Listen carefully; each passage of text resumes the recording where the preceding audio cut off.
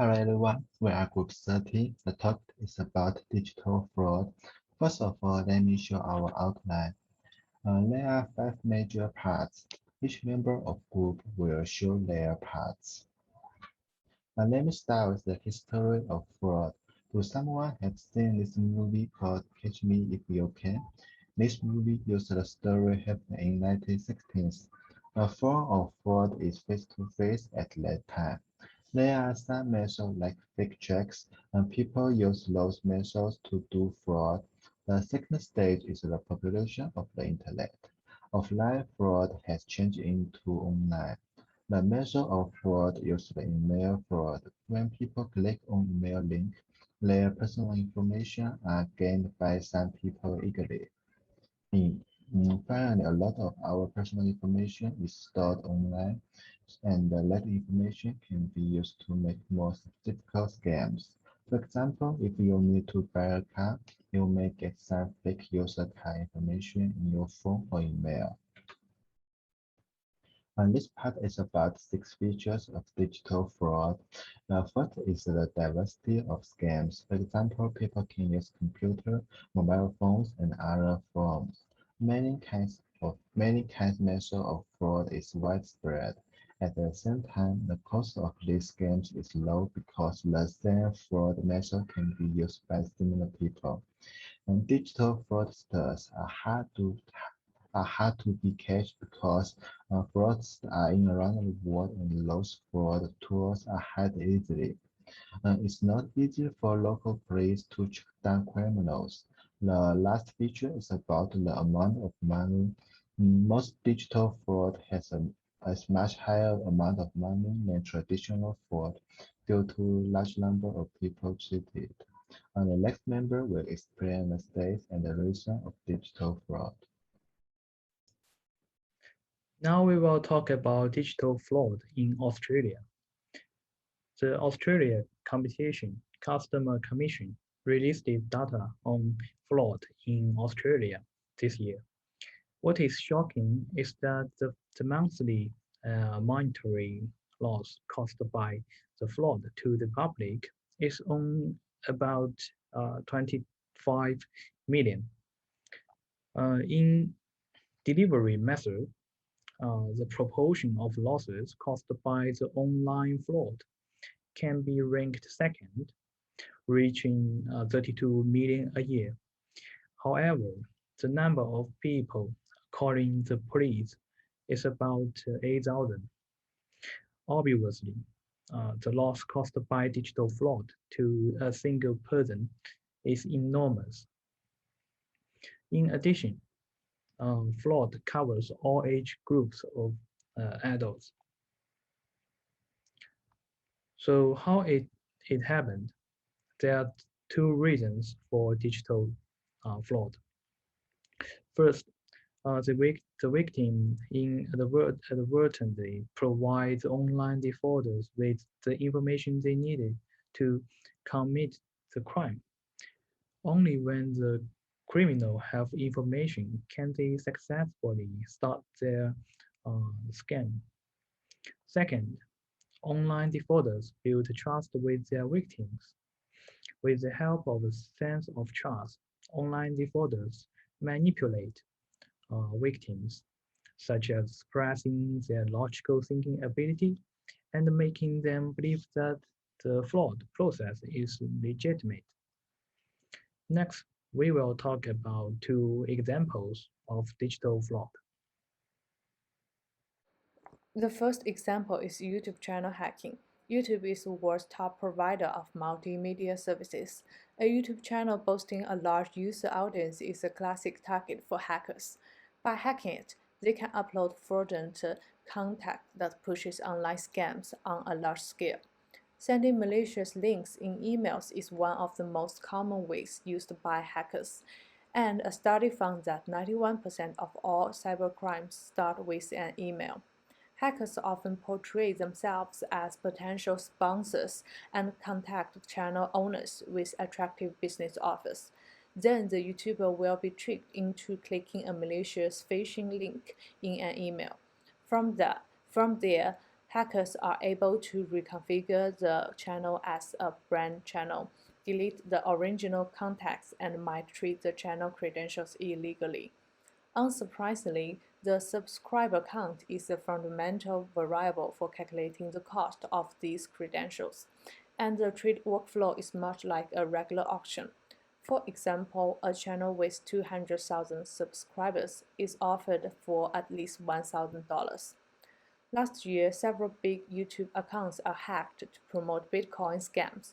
Hackers took over several big channels in weeks, changing the channel names to topics like SpaceX and promoting Bitcoin scams.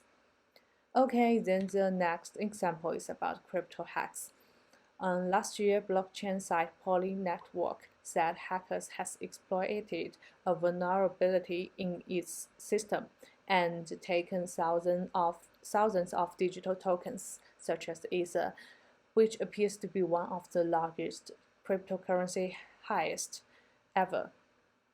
Unfortunately, unfortunately, incidents involving tens of millions or even hundreds of millions of dollars are happening almost every few months. And because these platforms are largely unregulated, there is no guarantee that the customers can get their money back. Experts said that crypto hacks are a symptom of a still new sector that is growing too fast.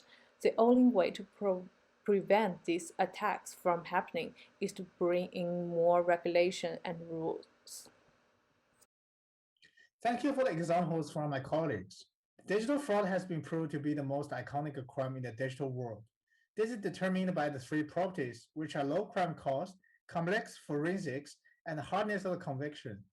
Nowadays, it's very easy for anyone to grab a phone or a laptop to access the internet.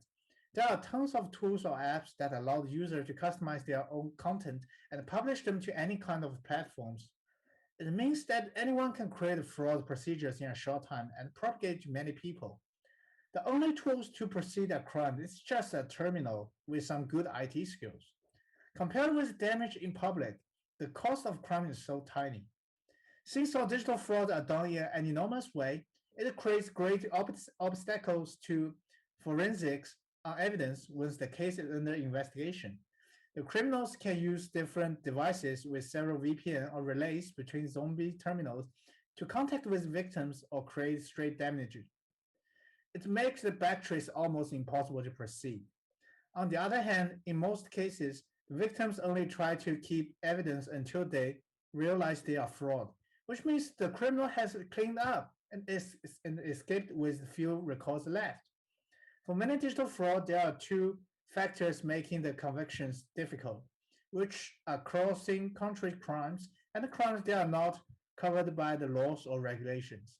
Criminals prefers to build up a connection across several countries, which means it creates judicial barriers once they are sued by the local authority. And a lot of properties are not protected by the current law or regulations. As the YouTuber case we mentioned above, the loss on digital content is hard to determine by law due to the variety of their values. Another example can be the digital currency, which is not certified as a legal currency in many countries. It means that you cannot ask for the help if your loss is based on digital currency. Updating law and regulations just cannot catch up the pace of the evolution of the digital crime. We live in an era where digital fraud is rampant, which has immensely affected ordinary people. As it has been discussed in the last section, most criminals that committed digital fraud can easily get away with almost impunity. Hence, we must find a way to defend ourselves against fraud. There are things you can do to protect your personal information. First, you should never provide your information to unauthorized people or party. You should set up a strong password to prevent brute force attacks. Further, to ensure a secure internet environment, you should make sure your software is up to date. You should also install antivirus software, and you should not access unsecured networks and click into links sent from unknown sources. You should always use a security token when making online transactions. Governments and communities play an important role in educating individuals about defending themselves against digital fraud. Online safety resources should be easily accessed by individuals from the government website. Further, government can partner with a network of communities to provide in-person support for individuals wanting to improve digital skills to combat fraud. From a legal perspective, the government should create legislations and policies that help prevent, detect, and respond to fraud. In the case of cross-border fraud, it typically encompasses multiple countries and jurisdictions, which makes it harder to press charges. This remains a pending problem. Technology and methods designed for fraud detection and prevention, such as machine learning and data mining, usually require high investment. It is more of an ideal solution for companies and organizations, whereas individual users can't afford. An anti-fraud app developed by the police has recently gone viral in China. The app is designed to remind users of suspected fraudulent activities in various forms, including phone calls, text messages, or dubious apps and websites. This could be seen as an alternative measure to be deployed by individual users to prevent being the next victim of digital fraud. In the digital age, you have to be always fraud aware and be careful of who you interact with online. Stay safe online and offline. This is the end of our presentation. Thank you for watching.